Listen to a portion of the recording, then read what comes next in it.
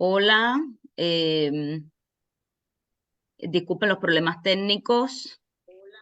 Nada, agradecer de nuevo que estén los que están conectadas. Agradecer la presencia de las activistas y bueno, las que somos parte del equipo del Observatorio de Género a las TENSA. Por acá está Clara, que es experta en géneros y que nos estuvo acompañando en la redacción de este informe, Clara González, María Matienzo, que es activista cubana y periodista, escritora, y actualmente es coordinadora del Museo V, que nos estará hablando un poco sobre el tema. Nuestra directora Ileana Álvarez, que va a estar presentando el informe, Marta Adela por ahí, por Cuba. Bueno, y Marta Adela, que estaba presentándola, que está por Cuba, nos está comentando un poco sobre los proyectos en los que ha participado y la situación en Cuba y la situación en las comunidades, que es uno de sus centros de atención en los distintos proyectos que maneja. Elena Larrinaga es otra de las invitadas, que bueno, no sabemos qué ocurrió, vamos a ver si se incorpora a lo largo de la sesión. Y también va a estar Ibe González Leme, pero por vía, nos envió un material, porque como todos sabemos, complicada la conexión en Cuba. Y nada, agradecer nuevamente luego los que puedan ver la directa, porque estén preocupados por la situación y estén preocupados también por informarse, ¿no? Eh, Primero hablar del tema de lo crítico que ha sido el año 2023, según los registros del Observatorio de Género a las Tensas, y yo sí te creo, es un trabajo conjunto que parte de una alianza en los procesos de verificación y en los procesos de sensibilización a la hora de hacer campaña, e incluso con otras activistas como pueden ser, otras organizaciones como puede ser la Red Femenina de Cuba, el propio sí, la Alianza Cubana por la Inclusión, en fin, es uno, digamos, de los caminos que ha decidido tomar el observatorio para que las campañas y las acciones y las iniciativas en favor, contra la violencia de género, pues amplíen su convocatoria, ¿no? En el año 2023, como les decía, fue un año bastante crítico. Es el año donde más casos hemos registrado, subregistrado, los observatorios independientes. Son 89 casos. Es importante decir que esto se trata de un subregistro. No tenemos, por supuesto, ni los recursos humanos ni materiales para abarcar toda la violencia de género que se produce en Cuba y que sabemos que es mucho más que esta cifra, y más frente a un ocultamiento de los datos y a que es algo que está en el informe, un ocultamiento de los datos por parte del gobierno cubano. En este cuarto informe, que pueden consultar luego en la página web de Alastensa, van a poder observar distintos análisis. Están los análisis estadísticos propiamente, con los datos arrojados y con que Clara va a estar hablando un poco de la metodología que ha seguido y que ha enriquecido con el tiempo el observatorio de Alastensa. Va a haber un análisis, pueden leer un análisis del contexto, partiendo incluso de los pocos datos que ha dado el gobierno cubano en este año específicamente, de las acciones que supuestamente tienen que estar encaminadas a la prevención de la violencia de género y que no han dado resultados, a la falta de transparencia que es constante, a la falta de políticas públicas, que es algo que siempre ponemos sobre la mesa. También es importante la parte de las recomendaciones, que es un llamado, está en la parte final después del análisis de los datos, están unas recomendaciones directas a las instituciones públicas, pero también a la sociedad civil, sobre qué podemos exigir, ¿no? Cómo podemos hacer parte de campañas conjuntas para que el gobierno primero respete los convenios que ha firmado, para que respete las vidas de las mujeres cubanas y para presionar, ¿no? Son caminos que, digamos, parten de protocolos internacionales, incluso de acciones que a nivel internacional, recomendadas incluso por ONU Mujeres, que son parte de la lucha, es decir, estas acciones y estas iniciativas no las frenan totalmente, pero es parte de la lucha, y que lo más importante es hacer trabajar en la prevención, que es algo que no hace Cuba, ¿no? Entonces, bueno, un poco ya luego voy a intervenir ya luego un poco más tarde, pero lo que quería comentarles más que nada es que en el informe Pueden ver todos estos análisis en profundidad, también todas las, digamos, todos los vacíos y todas las acciones que como organizaciones de la sociedad civil hemos realizado en este año y que creemos que son importantes, y también las recomendaciones de las instituciones cubanas para este 2024, que ya a esta fecha de 7 de marzo hemos contabilizado 12 feminicidios y estamos en proceso de verificar al menos otras 2 alertas. Entonces, bueno, le voy a dar paso a Clara para que hable un poco de la metodología que ha seguido el informe y ya luego viene Ileana y bueno, un poco vamos a conversar con el resto de las activistas que están aquí. Hola, ¿me escucháis bien? Sí, Vale, perfecto. Bueno, ante todo, muchas gracias. Bueno, me gustaría dar las gracias a Yanelis y Eliana por dejar que participe en este trabajo tan importante que hacen de Observatorio de Género y en este informe en el que cada año muestran la situación de los feminicidios en Cuba, que como ya nos contará dentro de un ratito Ileana, no hace otra cosa que empeorar a pesar de todos los esfuerzos que se hacen desde el activismo independiente, por supuesto, y el feminismo independiente. Yo voy a hablar un poco de la metodología que sigue OGAT para documentar feminicidios. Es una metodología muy específica.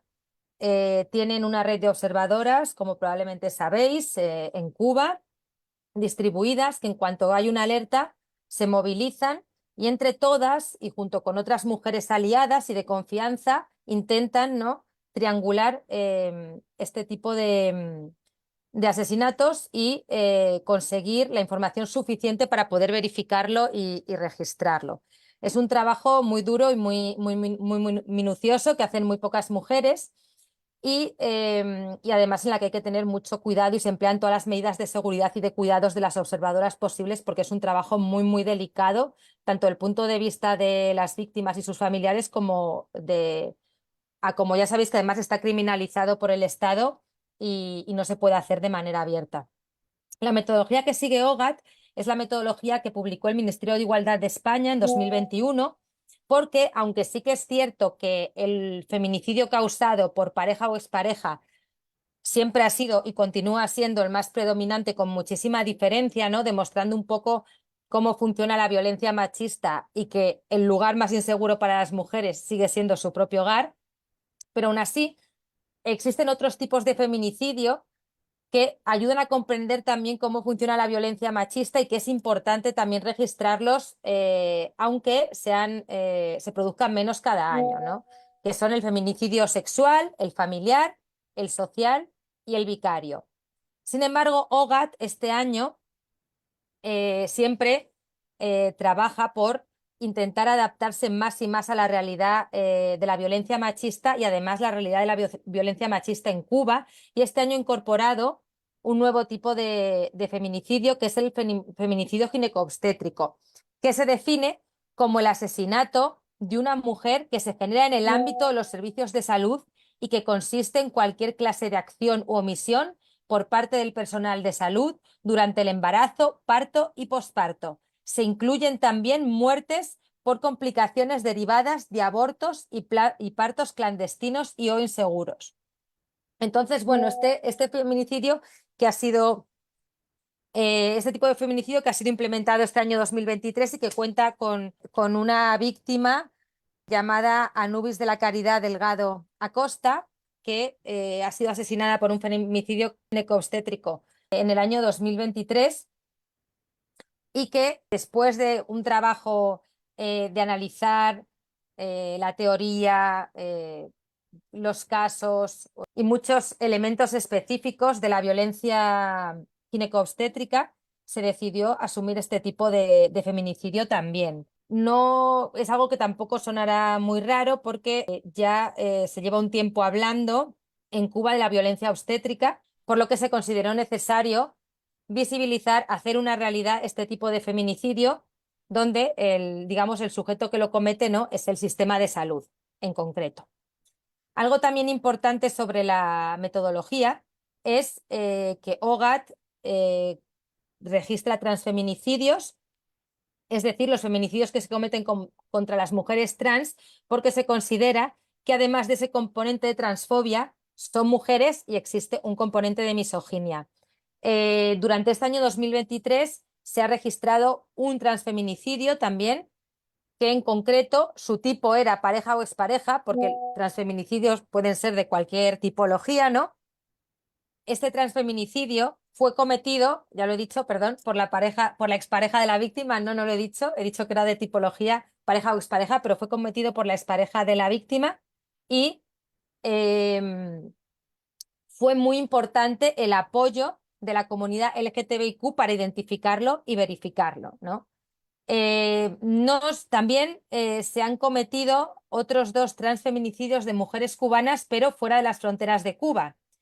OGAT este año también ha registrado 10 feminicidios cometidos fuera de las fronteras de Cuba, 2 de los cuales eran transfeminicidios. En este caso, la metodología que se emplea es muy diferente porque OGAT no tiene una red de observadoras por todo el mundo, por desgracia, y para verificar estos feminicidios se basa en los medios de prensa que considera fiables y en toda la información que se puede encontrar online para verificarlos. Entonces, bueno, este es un poco lo que quería contar sobre metodología, espero no haberme dejado nada. Perdón, una última cosa que se me ha olvidado, es decir, el nombre de la mujer trans asesinada en 2023, cuyo caso ha sido verificado, que era Sami Despagne, que no lo he dicho antes y bueno, quería comentarlo ahora. Sí, y solo acotar que además de este transfeminicidio, también se han registrado agresiones a mujeres trans, principalmente en la provincia de Matanzas, que es gracias a la comunidad LGTBI quien ha estado visibilizando estos casos y nosotros pues hemos dado seguimiento a través de la página web de la Astensa de publicaciones, y que es algo importante y que bueno, también luego que es parte de las iniciativas de este año de la sociedad civil, que esta propia comunidad exigió, digamos, colocó encima de la Asamblea Nacional del Poder Popular un grupo de demandas entre las que se incluye una ley integral contra la violencia de género, pero también una ley para la identidad de género igual, que bueno, que era también parte de las iniciativas de la sociedad civil y en este caso de esta comunidad que ha llevado a cabo en este 2023. Entonces, nada, si quieres, Ileana, ya arranca con el análisis. Buenas tardes a todas y todos. Gracias a las activistas que nos acompañan aquí, a las personas que están escuchando ahora mismo este informe, que es uno de los eventos más importantes que tiene nuestra organización. Como bien decía Yanelis, el 2023 fue un año muy dramático para las Ileana, mujeres. Perdonen, sí. Decía bueno, que agradezco a todas las activistas que nos acompañan, a todas las organizaciones que nos acompañan en este evento que es, diríamos, uno de los más importantes que tiene OGAT, porque es una especie de sistematización de todo el trabajo que se ha realizado durante el 2023. Como bien decía Daniel, el 2023 fue un año muy dramático para las mujeres cubanas. En este año que pasó, pudimos registrar los observatorios de género de Alastensa y el observatorio de género de Yo Sí Te Creo, con el que tenemos una alianza bien fuerte y un trabajo y una colaboración magnífica con ambas colectivas. Pudimos registrar la dramática cifra de 89 feminicidios.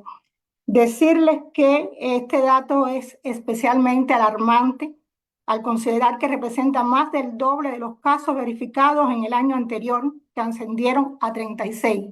Si se mira en el gráfico que hay desde el 2019 hasta 2023, que recoge nuestro informe, nos damos cuenta este brutal ascenso, ¿no?, de los casos registrados. En el 2019 registramos 14 casos, en el 2020 32, en el 2021, disculpen, en el 2020 33, en el 2021 36, en el 2022 36 y en el 2023 89. La recopilación de información sobre feminicidios en Cuba sigue siendo un desafío considerable y esto es algo que quiero subrayar debido a la complejidad del contexto que incluye la criminalización del trabajo de las activistas y de los observatorios y el limitado acceso a la información.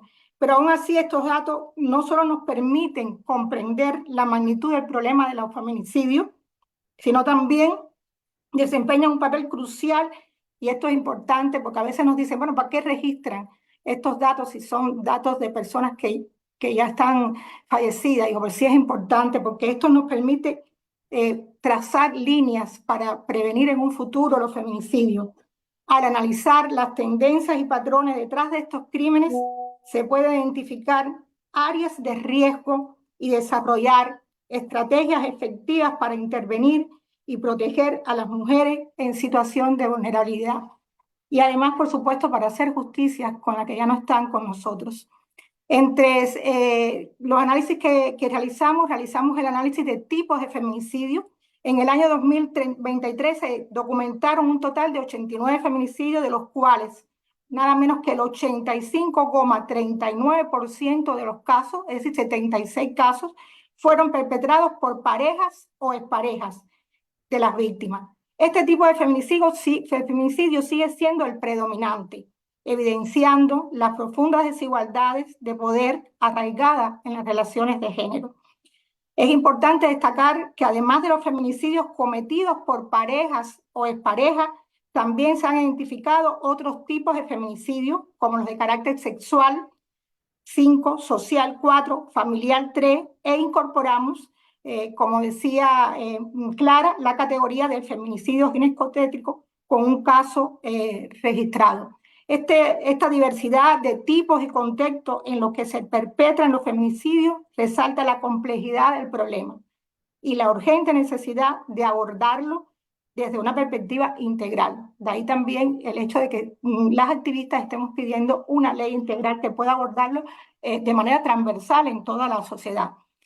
En cuanto a la relación del victimario con la víctima, bueno, por supuesto, este análisis guarda una estrecha relación con el anterior. Confirma una vez más que la estrecha relación entre el tipo de feminicidio y el vínculo con el agresor es evidente.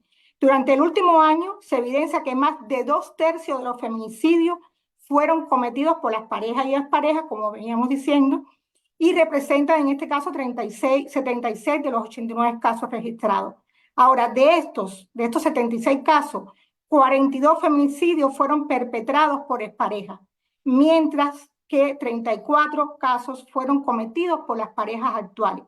Por otro lado, la categoría de conocidos, 6 casos, mayormente involucra, desgraciadamente, personas del entorno comunitario, y mientras que la categoría familiar, 3 casos, agrupa a hombres del círculo familiar de la víctima.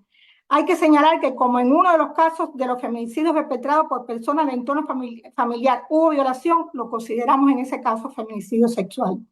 Es importante señalar que el feminicidio ginecostétrico se ha incluido en la categoría otros. En cuanto a los feminicidios verificados por provincia, bueno, siguiendo la tradicional división de Cuba en 3 grandes zonas, observamos que en la región occidental se registraron 37 feminicidios, 19 en la región central y 33 en la región oriental. El listado lo encabeza La Habana, la capital del país, y la provincia más densamente poblada, con un total de 11 feminicidios.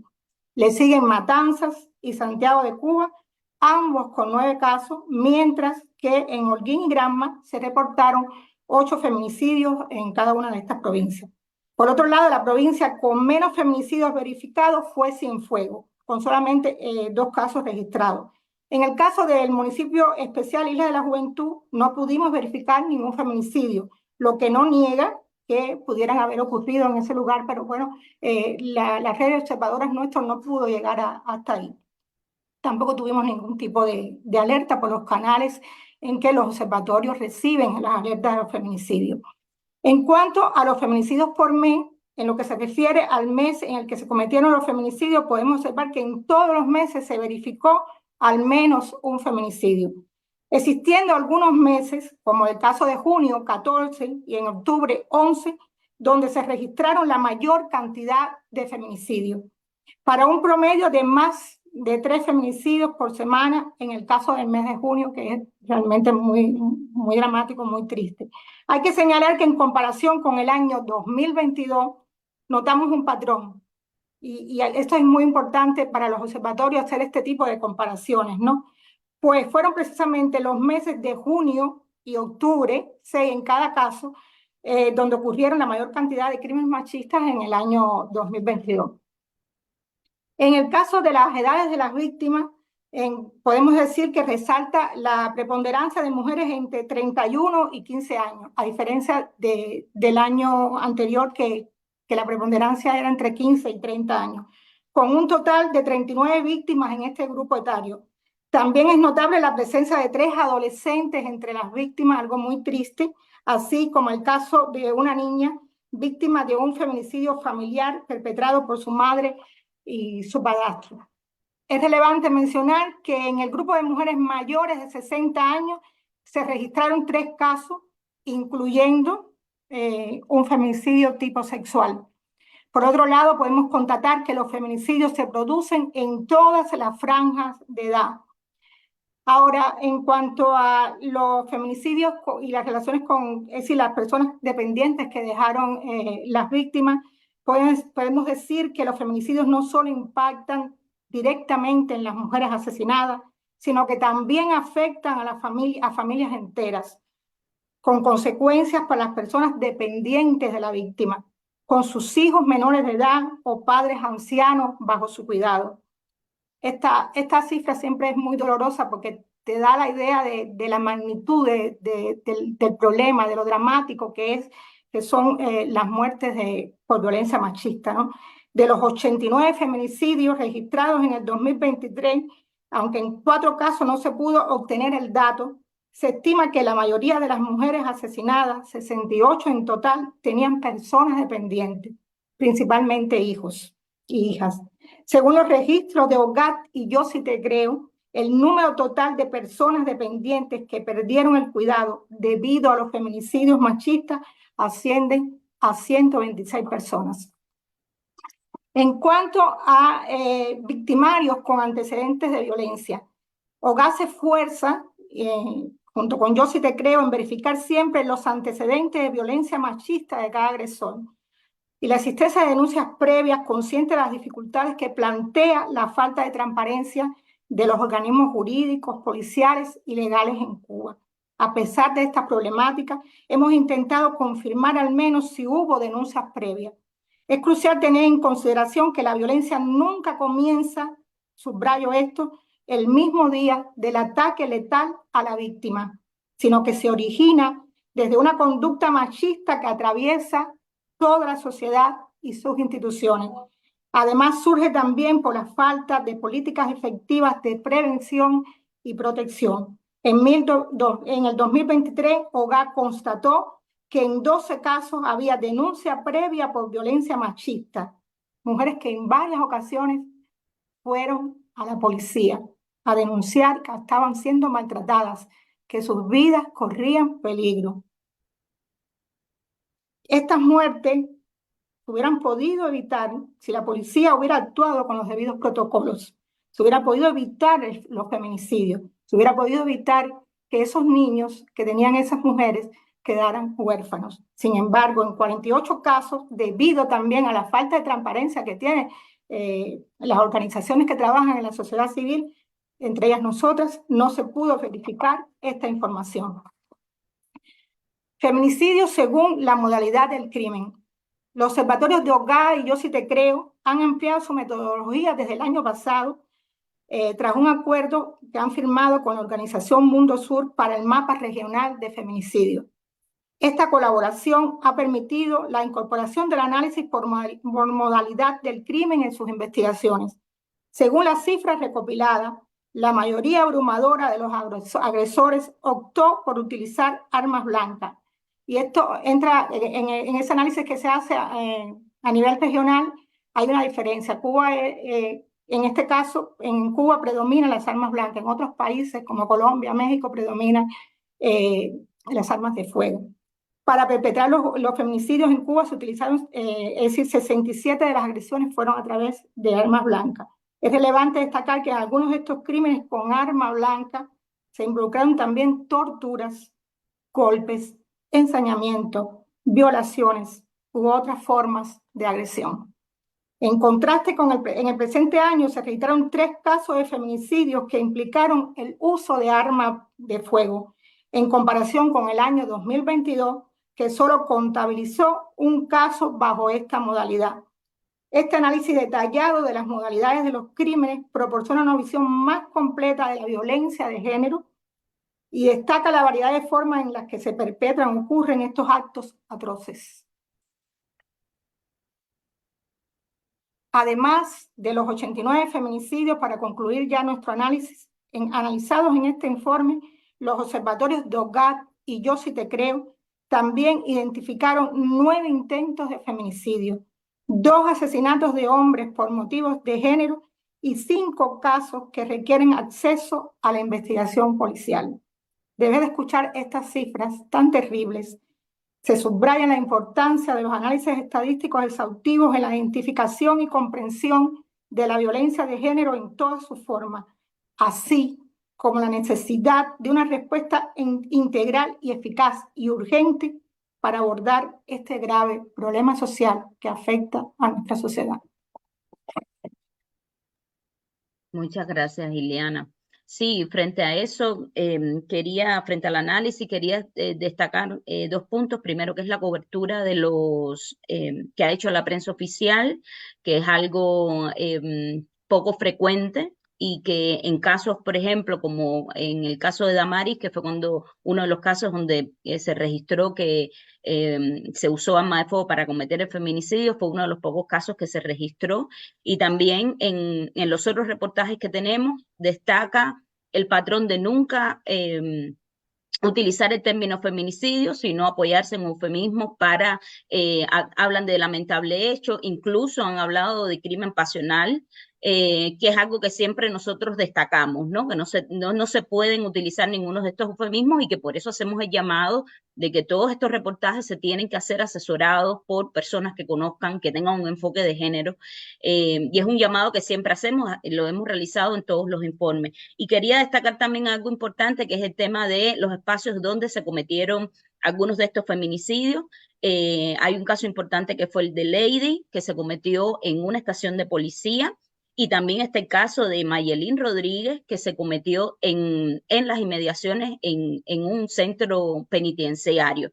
Eso nos debe alarmar porque supuestamente son espacios que deben estar vigilados, que deben cumplir con normas de seguridad, que deben estar controlados y que supuestamente donde no deben ser espacios de riesgo y han sido en estos lugares donde se han cometido estos casos.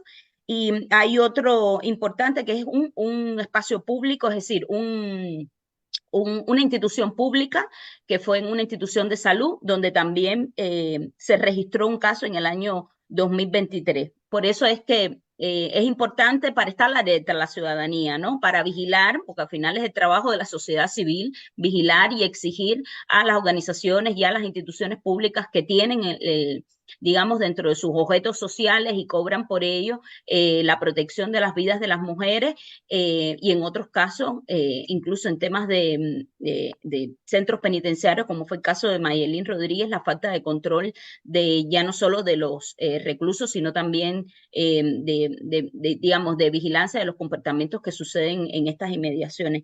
Y era quería destacar como esos casos que fueron preocupantes, que trascendieron, que fueron virales en redes sociales y en ese sentido también quiero hablar de las recomendaciones que hacemos a la hora de cubrir. Yanely, perdón, quería señalar a raíz de lo que estaba diciendo de que el Estado comenzó a reportar los feminicidios, de hablar de alguna manera por sus medios de los feminicidios, decir que en casi todos los casos, o en todos los casos, hablaban del término o tomaban el término femicidio.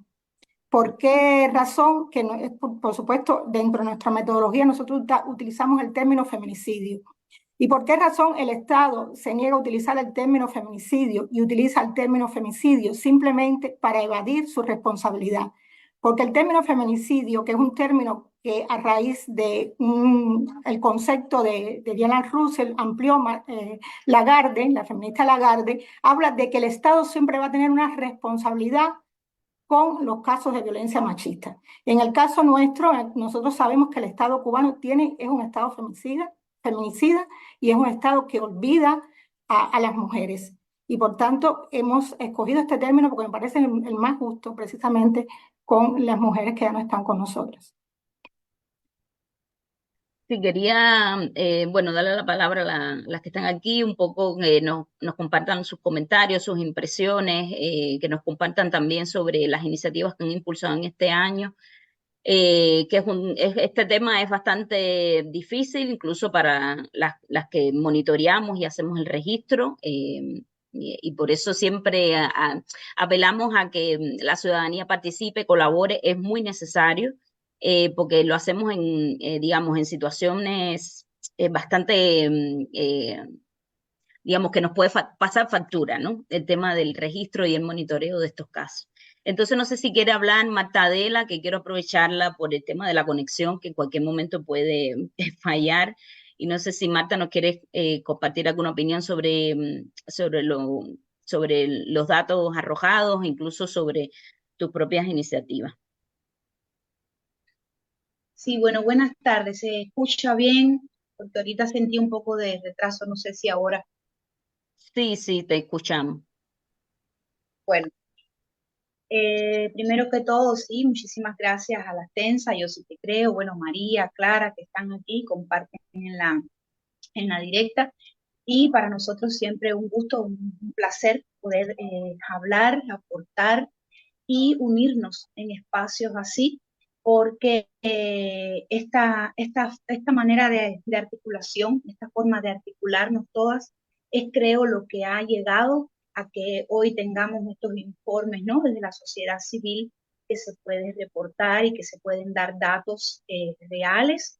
Y como siempre digo en cada espacio que me toca hablar, reconozco muchísimo la labor que se hace desde los grupos de observatorios independientes. Incluyo ahí a la Tensa, Yo Sí Te Creo en Cuba, las iniciativas que los grupos feministas como la Alianza Cubana por la Inclusión, la Red Femenina, el CIR como organización de sociedad civil, las periodistas independientes y tantas, ¿no? Que estamos articuladas y organizadas en este sentido. Yaneli, y bueno, para la audiencia también, aparte de la articulación, ya lo comentaban y lo decían, ¿no? Que el trabajo de denuncia, acompañamiento y seguimiento, y lo tenía aquí anotado en mi cuaderno, creo que es algo de lo cual se ha ganado mucho, porque solamente el trabajo que se hace no se ha quedado en la denuncia, ¿no? Sino en dar ese acompañamiento a las víctimas, en darles el seguimiento. También cuando hemos tenido dudas como observadoras para reportar algún caso o hemos tenido dudas, ¿sí?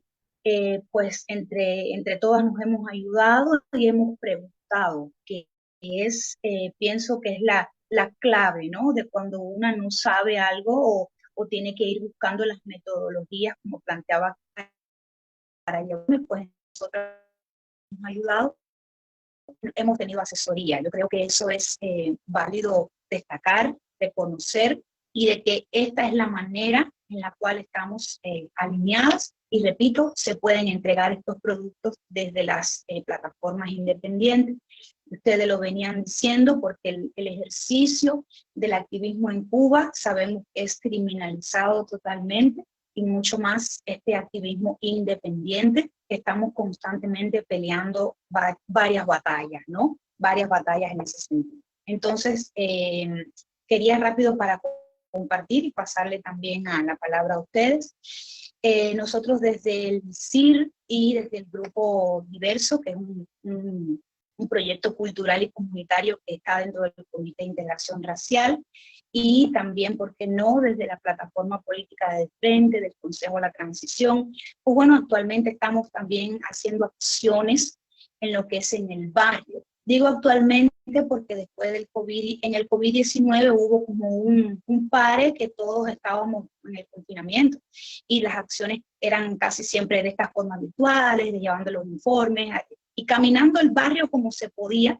Pero bueno, ya ahora hay un tiempo que podemos como que avanzar un poquito más en ese sentido y retomar todo este activismo que por años se ha hecho, pese a la situación que hay también, que no es un secreto para nadie.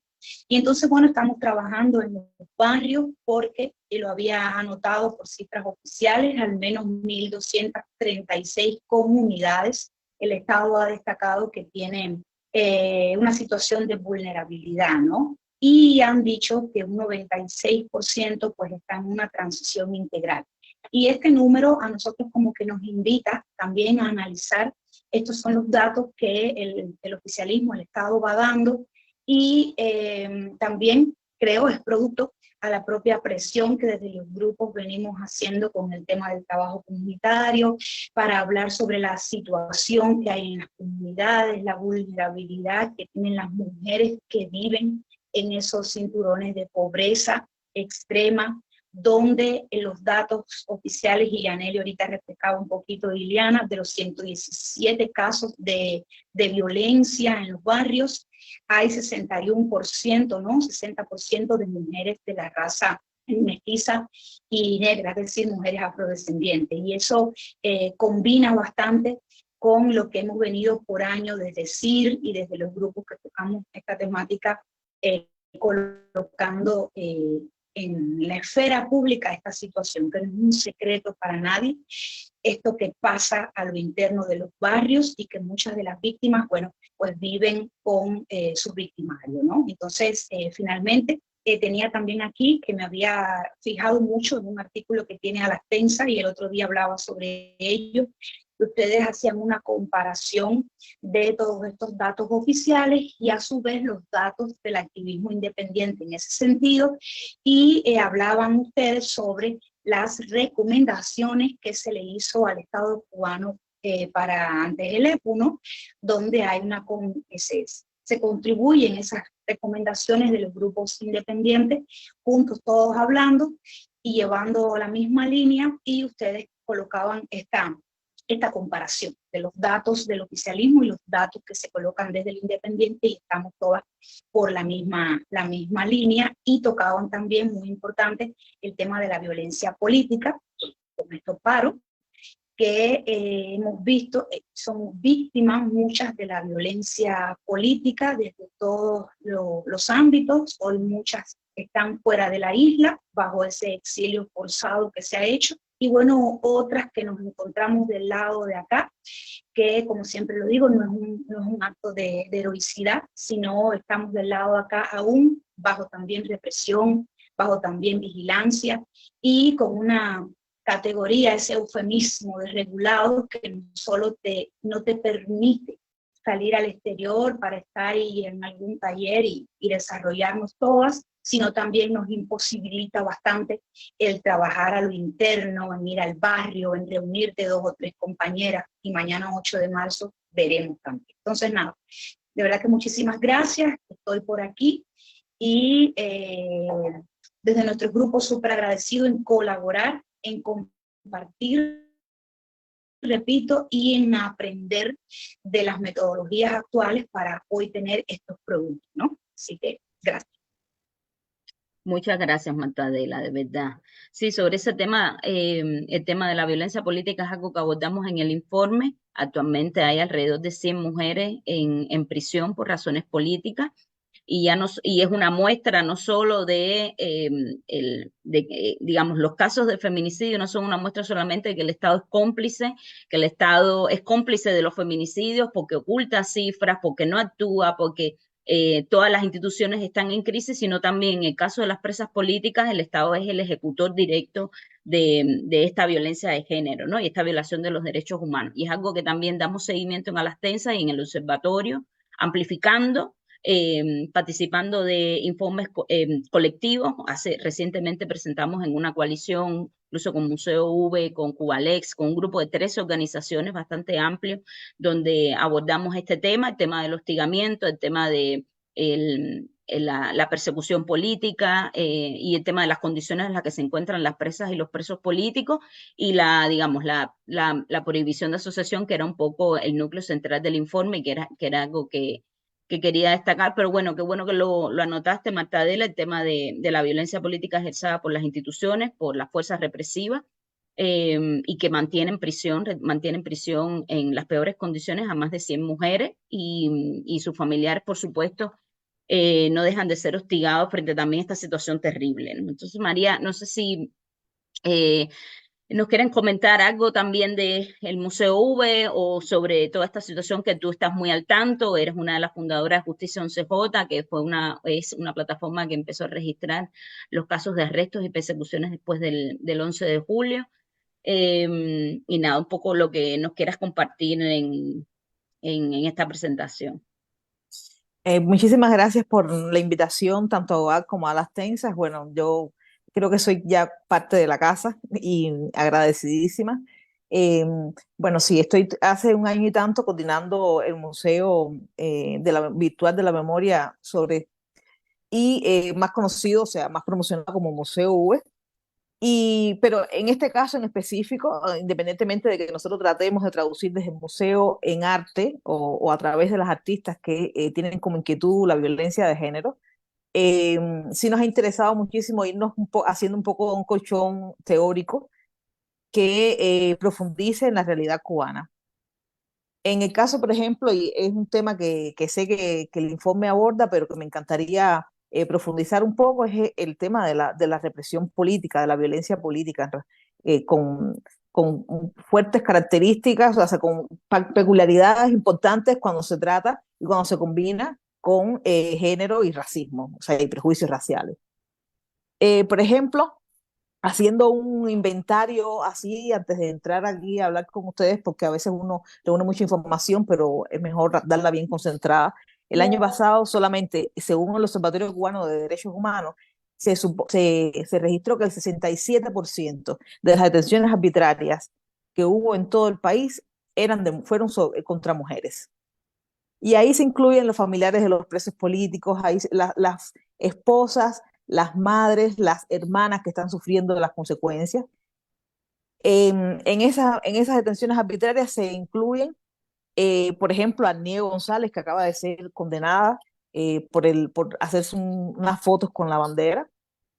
En esas detenciones, por supuesto, se incluyen todas las mujeres que han salido a manifestarse a lo largo del 2023.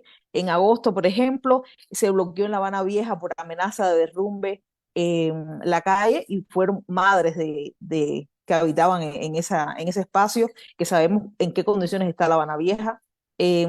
En octubre, 30 madres bloquearon la carretera en Guantánamo.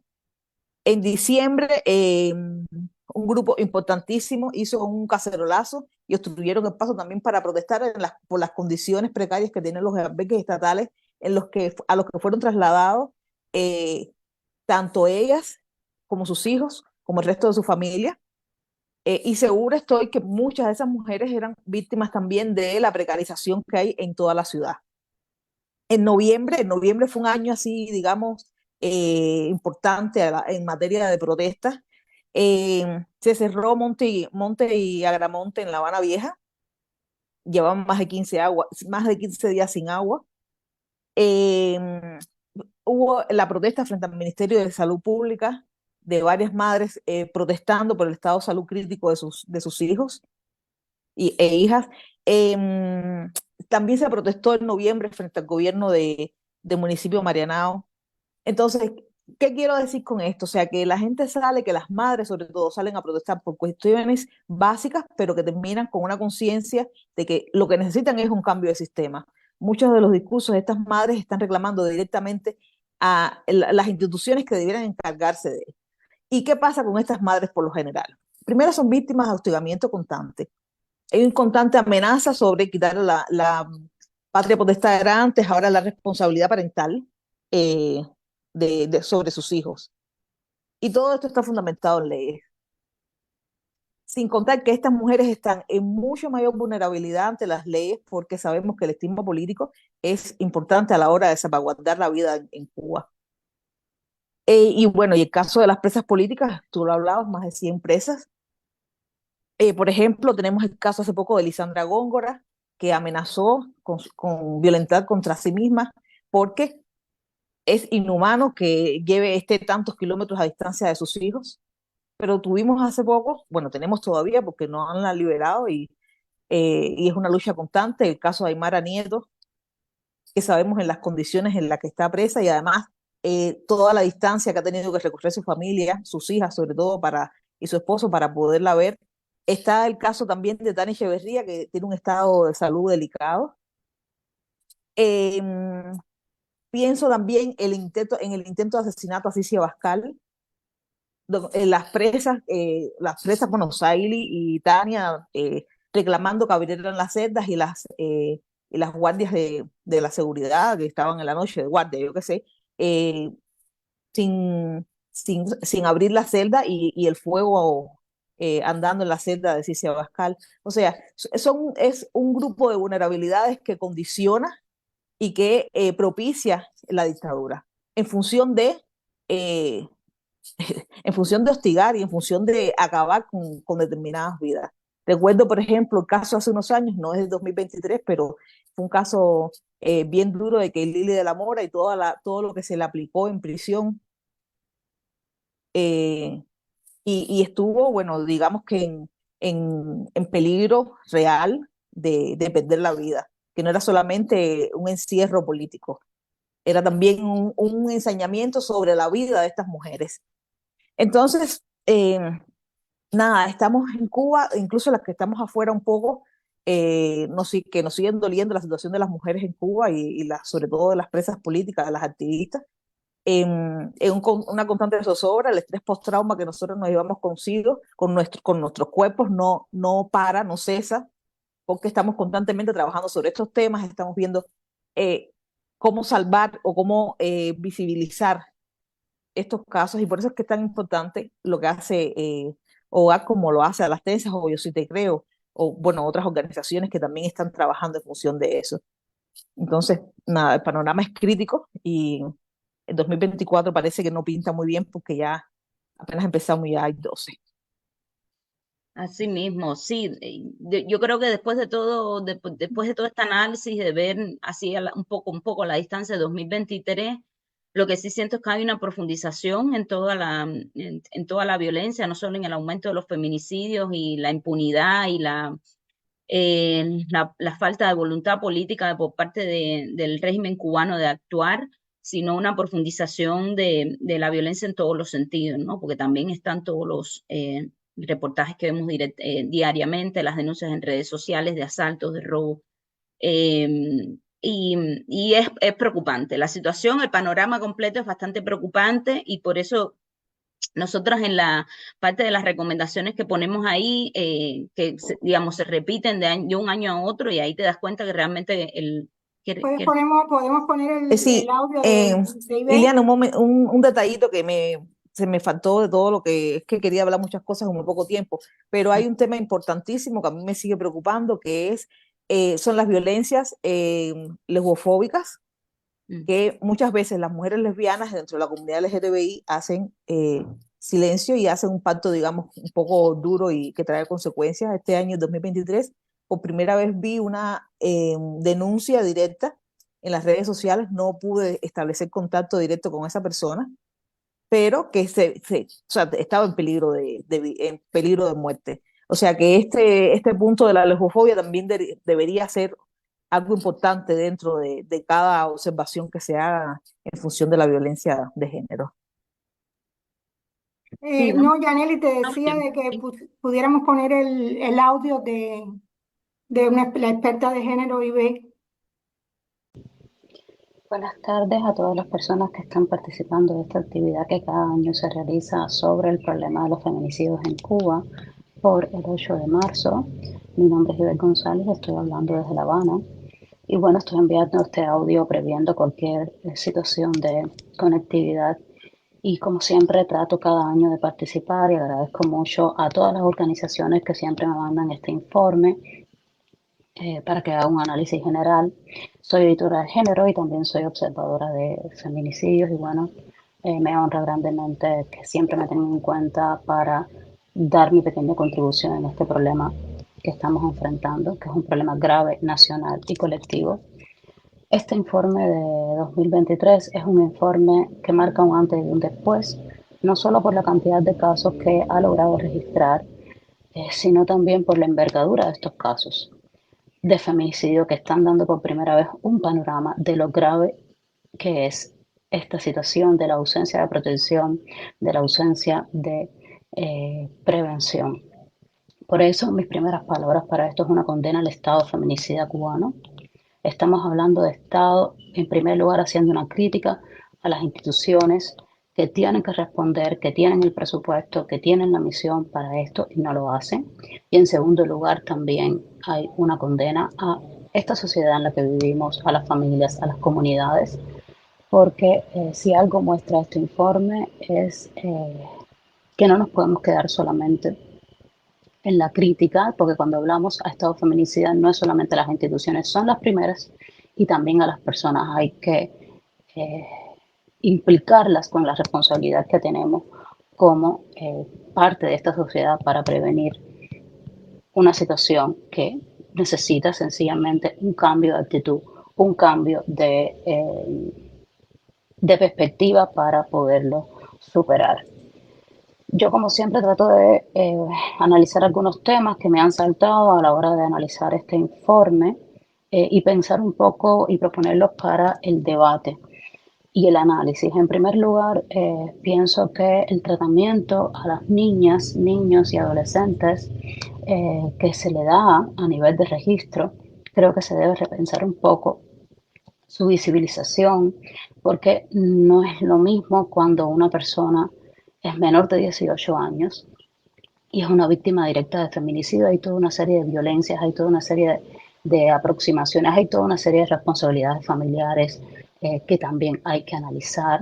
Estoy pensando solamente en los diferentes casos que tenemos de menores de 18 años, víctimas de feminicidio directo que también son niñas. Y por supuesto los feminicidios vicarios, ya eso es un tema que sacó aparte porque eso está un poco más consensuado su tratamiento, pero sí me salta en este informe que hay varias niñas víctimas directas de feminicidio y eso me parece que es algo que se debe un debate. También los feminicidios familiares, que son otra cara de la violencia de género y que activa otros resortes y por tanto hay que tener otra perspectiva. Estos feminicidios familiares están afectando desde niñas muy pequeñas hasta personas adultas mayores, entonces hay dos rangos ahí de interseccionalidad en materia de edad, en materia de vulnerabilidad que son diferentes. Este año también fue un año importante para desbloquear un espacio al que hasta ahora no se había llegado, que eran los transfeminicidios y toda esta cuestión de la misoginia hacia las mujeres trans. Ha sido importante en los casos que se han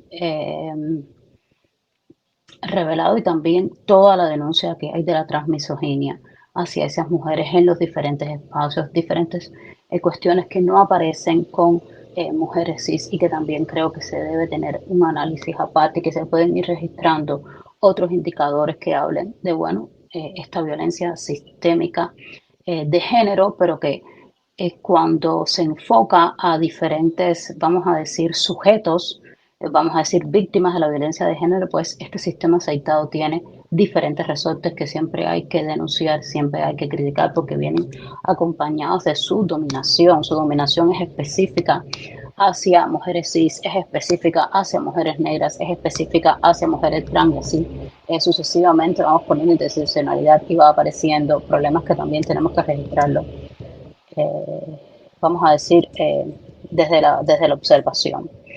Y quisiera también hablar un poco de la importancia de llegar y registrar los agresores, hacer perfiles de agresores, porque sé que las instituciones que trabajan, los proyectos que trabajan son muy limitados, tienen muy poca capacidad de trabajo, están criminalizadas, operan en situaciones muy difíciles con muy pocas personas, pero es también una sugerencia a futuro y también con esperanza, porque si antes no existía algo como este informe, mira, ya hoy existen este tipo de registro sistemático, bueno, puede ser que en futuro inmediato también exista la capacidad de registrar un poco más sobre los agresores.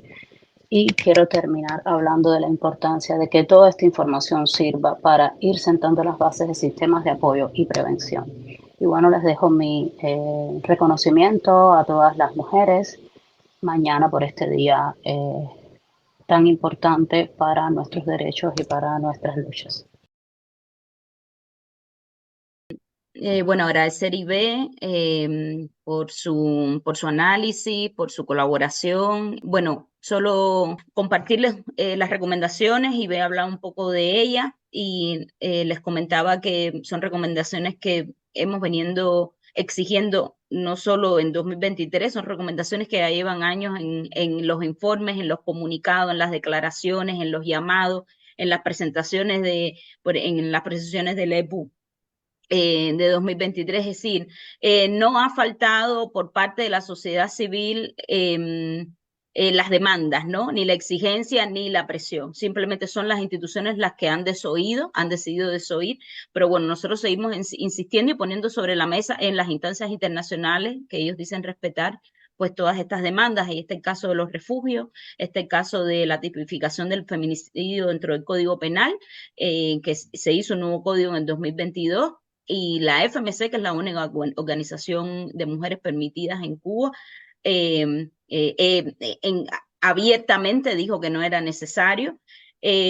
También el tema de la transparencia, el tema de exponer estadísticas públicas, y no solo estadísticas públicas como la que hizo el Observatorio oficial en 2023, que después de haber esperado 2 años para estrenarlo, es decir, se anunció en marzo de 2021 y fue en junio de 2023 cuando el Observatorio de la FMC, el Observatorio de Igualdad de Cuba, pues se presentó abiertamente con cifras que no son para nada claras, donde no se utiliza el término feminicidio, ni femicidio siquiera, y es algo bastante preocupante porque lo que muestra es el no querer reconocer el impacto de la violencia de género en la sociedad cubana. Y también todo lo que le habíamos pedido, que es importante que esté en un observatorio, que es el tema de la transparencia, el tema del seguimiento, el tema de nosotros como sociedad civil poder hacer control, evaluaciones, estar presente en todos los talleres que ellas organizan, pues por supuesto todo eso es a puerta cerrada. Entonces también es algo de lo que siempre estamos exigiendo, el tema de la transparencia, el tema de son muchas recomendaciones, y yo creo que una básica que es importante, que es el tema de el derecho de reunión, de manifestación y libertad de expresión, porque sin eso nosotros como activistas no podemos hacer nada. Podemos tener incluso dentro de las normas legales en Cuba, hay 7 documentos que ellos han reconocido que incluyen como agravantes en algunos casos el tema de la violencia de género o tocan el tema de la discriminación de las mujeres, pero realmente estos documentos se quedan solo en papel, y lo que realmente se pone en la práctica es la persecución política y la represión. Bueno, nada, no sé, Ileana, si quieres concluir con algo más.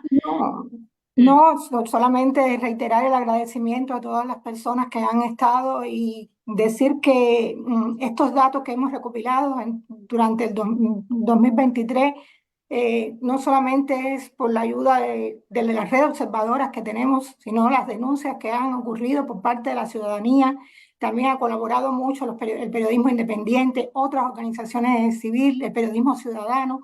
Todo ello ha ayudado a denunciar los feminicidios. Y entonces para ellos también nuestro agradecimiento, porque reiteramos una vez más que lo que no se nombra no existe. Por tanto, hay que nombrarlo, hay que denunciar, hay que hacer justicia y reparación de las víctimas.